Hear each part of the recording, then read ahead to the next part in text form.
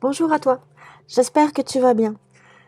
Cette vidéo est pour faire suite en fait à ma précédente vidéo à propos de la blessure d'abandon à transmuter. Je me suis dit effectivement, transmuter la blessure d'abandon, il faut le faire, super, mais comment le faire? Donc j'ai ici, alors tiré de l'oracle de la guérison des 5 blessures de Lise Bourbeau. C'est pas un oracle en fait, ce sont des cartes de guérison. J'ai extrait, les cartes reliées à l'abandon. Il y en a 11. Je vais te les lire et j'espère que ça va pouvoir nous aider à transmuter notre blessure d'abandon.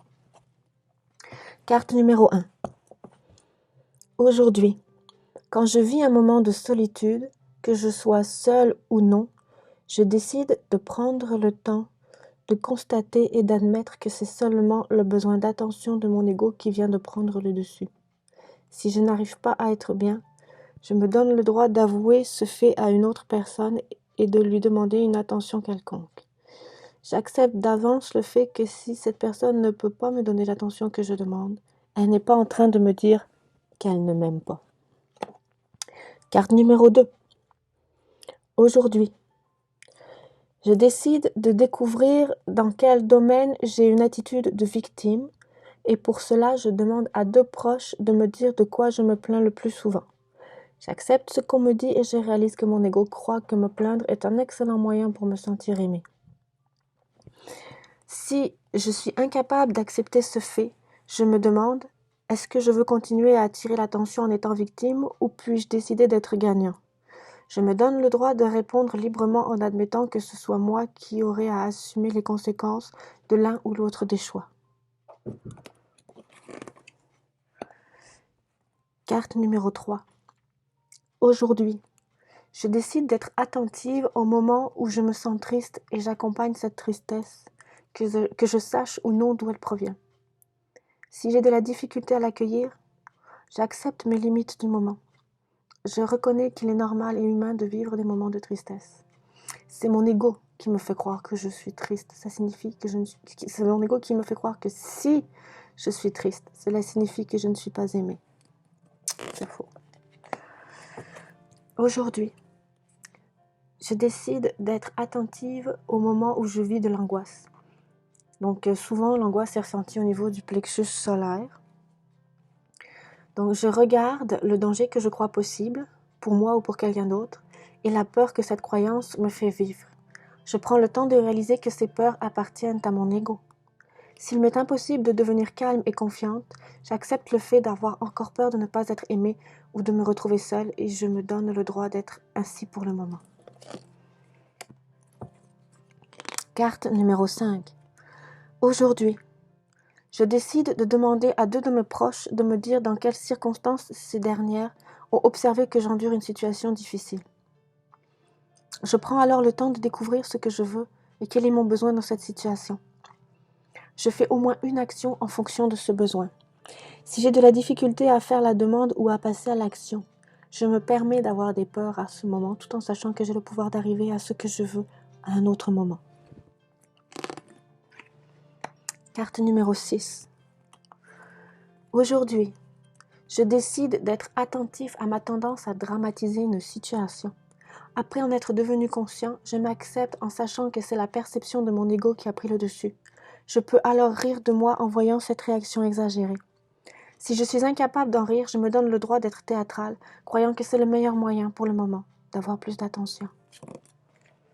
Carte numéro 7. Aujourd'hui, dans ma vie personnelle, je décide de prendre une décision sans demander l'opinion d'une autre personne par rapport à une situation où j'ai l'habitude de le faire. Si j'en suis incapable, j'accepte le fait que pour le moment, mon ego continue à me faire croire qu'être soutenu par quelqu'un en l'incluant dans ma décision signifie être aimé. Carte numéro 8. Aujourd'hui, je décide de vérifier comment je me sens à l'idée d'être seule durant les dernières années de ma vie. Si je vis de l'angoisse, je réalise que c'est mon ego qui croit qu'être seul signifie être non aimé et malheureux. Je donne le droit à mon ego de croire encore à cela et je sens que je peux arriver un jour à savoir que même si je suis seule, je peux être heureux et serein. Si j'en suis incapable, j'accepte mes peurs du moment en sachant que tout est temporaire.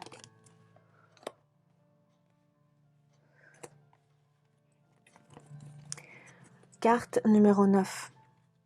Aujourd'hui, je décide d'être plus alerte dans mes relations aux personnes du sexe opposé. Quand je me vois faire des pirouettes pour être aimée, je réalise que c'est ma peur qui me fait agir ainsi, me faisant oublier les besoins de mon être. Je reconnais le fait que c'est simplement mon ego qui a peur de ne pas être aimé. Mon vrai besoin est de m'aimer véritablement, et si j'en suis incapable, j'accepte mes peurs du moment. Aujourd'hui, je décide d'être plus attentive aux colères ou à l'agressivité d'une autre personne. J'observe comment je me sens, et si je suis portée à m'écraser, à me faire toute petite. Quand c'est le cas, j'accepte le fait que c'est la petite enfant en moi qui a peur de ne pas être aimée, et de se retrouver seule dans ce genre de situation.